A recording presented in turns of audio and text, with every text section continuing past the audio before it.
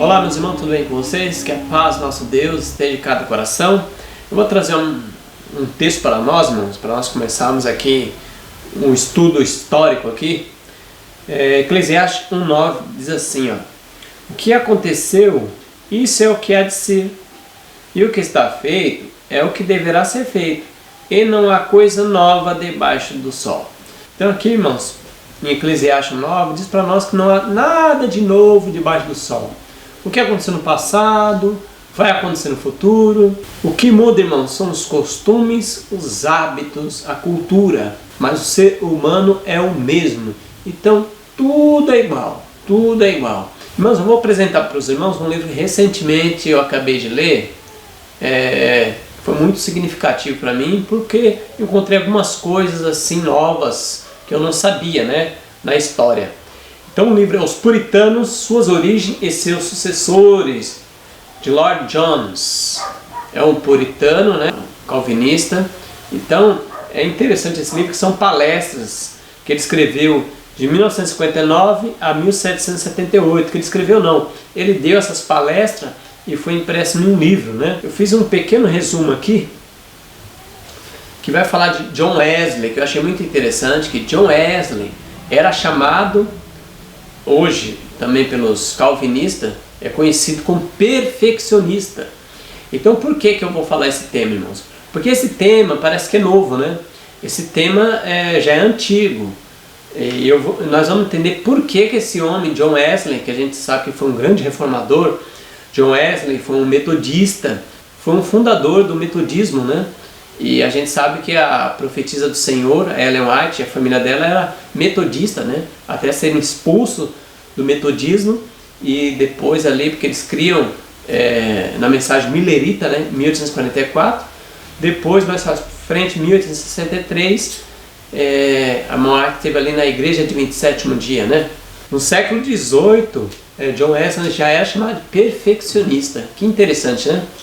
Na página 353 desse livro diz assim, ó, diz que John Wesley, fundador do metodismo, é acusado de perfeccionista evangélico. Por volta de 1740 começou a pregar a perfeição cristã. Está na página 353 desse livro. Ele começou ali por volta de 1740 pregar a perfeição cristã. Então é interessante, irmãos, que a gente vê que vários pilares Deus tem levantado ao longo da história. E um deles foi John Wesley, com a santificação, a perfeição cristã. E aí ele é chamado de perfeccionista.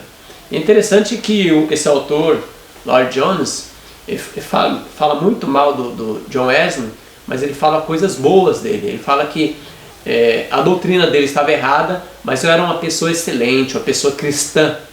Até que ele é coerente, né? Ele atacou o que o homem John Wesley cria, não a pessoa de John Wesley, soube separar, né? Isso é um bom indício que esse Lloyd Jones foi uma pessoa cristã que soube lidar com as coisas, foi um protestante, né? Louvado seja Deus. Como diferentemente hoje de muitos, né? Quando a pessoa pega alguma coisa que eles não concordam, eles atacam o mensageiro, atacam a mensagem, e a pessoa já é um herege, tem que ir para a fogueira espiritual, tem que ser destruído mesmo, tem que ser disciplinado, excluído. E aí na página 138 descreve que os irmãos John e Charles Wesley, por volta de 1736, fundou o Clube Santo. Eles tinham um pequeno grupo chamado Clube Santo, um grupo de estudo da escritura e oração. Então, irmãos, que interessante, né? Que os irmãos Wesley tinham um grupo, um pequeno grupo, que estudava a palavra de Deus e oravam. Hoje muitos têm seguido essa mesma proposta, né? Às vezes nem sem saber que John Wesley tinha esse. Eu, antes de ler esse livro, que eu li, terminei praticamente o mês passado, não sabia que ele tinha esse clube santo aqui, que ele era chamado perfeccionista, né? Então, lembra que eu li no Eclesiastes 1:9? Nada há de novo debaixo do céu? Pois é, irmão. Então eles foram chamados perfeccionistas, e todo mundo que for fazer um pequeno grupo, que estuda a palavra de Deus em oração, que prega, que tem o interesse de santificar, prega a perfeição cristã, é taxado como perfeccionista. Só que hoje é pior, né? Hoje as pessoas defamam a pessoa, defamam a mensagem, elas não separam, né? Não sabem se separar. Pelo menos aqui no Brasil, que é uma cultura bem católica, né? Na página 359, a página 360, diz que John acreditava na literalidade do texto de 1 João 3,9. O que está escrito em 1 João 3,9? Todo aquele que é nascido de Deus não pratica o pecado. Ele acreditava que o pecado é transgressão da lei, voluntária de uma lei conhecida, mas ele nunca ensinou impecabilidade. Olha que interessante.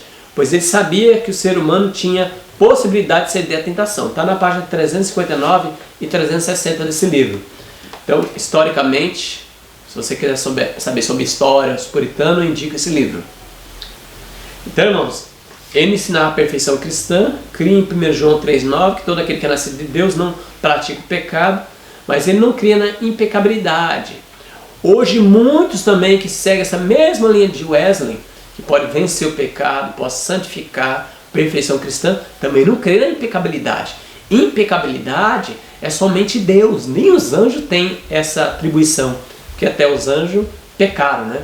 Impecabilidade só Deus tem. Certinho aqui, John Wesley, né?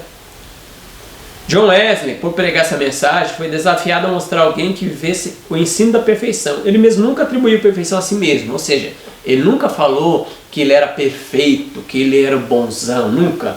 Era humilde o homem, né? Pois Wesley era um cristão humilde e nunca reivindicou algo para si. Página 360 do livro. Então, irmãos, é interessante que ele foi desafiado também a mostrar uma pessoa, me mostra uma pessoa que é perfeita, John Wesley. Irmãos, quantos hoje não falam essas mesmas frases? Essa mesma frase mostra alguém que está perfeito. Você já veio alguém perfeito? Geralmente a gente tem que responder assim: se a gente estivesse na época de Noé, o que a gente ia dizer para Noé? Noé, você já viu chover? Para que construir esse barco tão grande? Você já viu alguém chover? Isso foi a zombaria com Noé, com certeza. Irmãos, então se você nunca viu algo acontecer, não significa que isso não vá acontecer. Cuidado com a falta de fé, viu? Essa fé que só crê no que vê, isso não é fé. Isso não é fé. Fé é aquilo que crê no impossível. Se Deus falou que isso vai acontecer, que é possível, cremos pela fé, mesmo que não tenha acontecido com ninguém, no passado ou no presente. Então agora, irmão, o autor chega a outra pessoa. Sai de John Wesley e agora ele fala do perfeccionismo ético. O autor Lloyd Jones aqui, o autor do livro, ele agora começa a atacar Charles Finney. Charles Finney não acreditava no pecado original, ele não cria nisso. Ele ensinava que Deus não pedia nada do homem aquilo que ele não podia dar. Ele acreditava que nossa natureza sempre ia ser a mesma nessa vida, ou seja, a natureza pecaminosa, tá certinho. Portanto, não acreditava na perfeição da natureza, sim perfeição de caráter, irmãos. Olha, na página 364, 365 desse livro. Então, irmãos, você vê que Deus vai revelando luz cada vez mais até chegar nos dias de hoje. Já estava revelando para esses homens aí no século XVIII. Olha que interessante, irmão. Louvado seja Deus, século XVIII, XIX, né?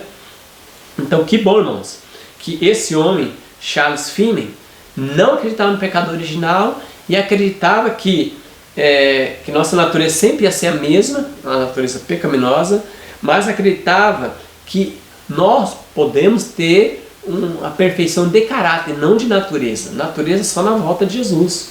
Esse corpo só será transformado na volta de Jesus. Amém. Então, que benção, né, irmãos? Que benção.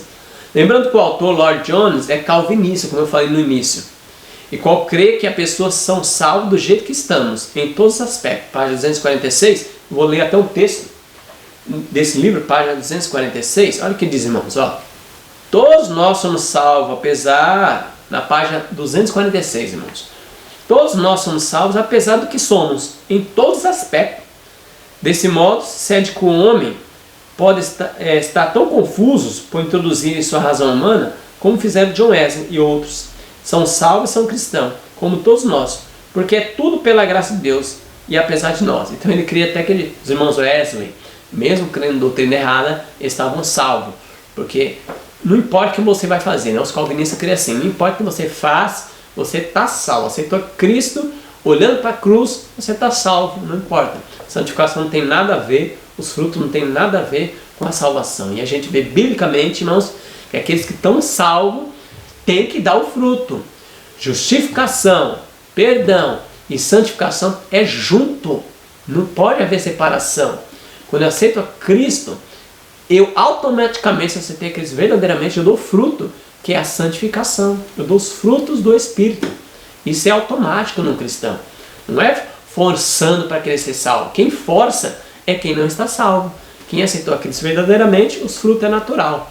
Isso é bíblico. Então os calvinistas creem que não. Não importa.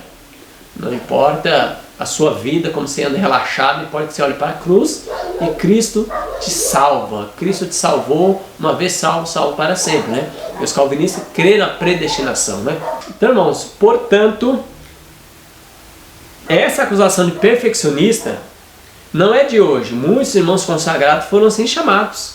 Portanto, é até lógico que o calvinista chama os arminianos, que acreditam na santificação, com o processo do cristão, processo de crescimento da santificação.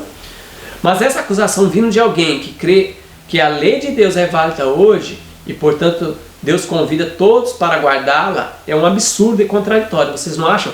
Irmãos, então, se um calvinista chamar você de perfeccionista, porque legalista, se você crê que a lei de Deus tem que ser guardada hoje pelo cristão, é coerente.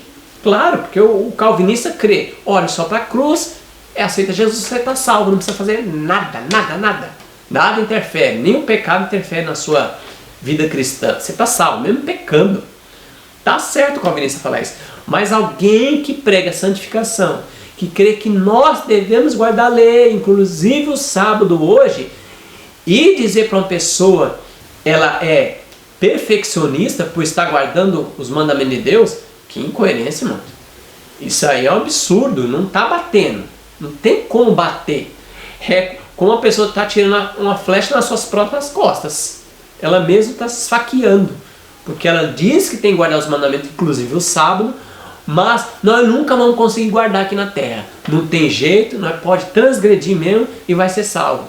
Ué, mas que história é essa? Se prega que nós devemos guardar os mandamentos, mas não transgredir até a volta de Jesus, qual é a coerência de estar guardando?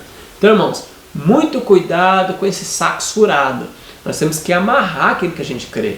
Ou nós cremos sim, sim, ou não, não. O que passa disso é do maligno. Não podemos estar no muro. Então, irmãos, muito cuidado com essa incoerência. Que Deus nos ajude. Que nós possamos ser fiéis ao Deus Todo-Poderoso.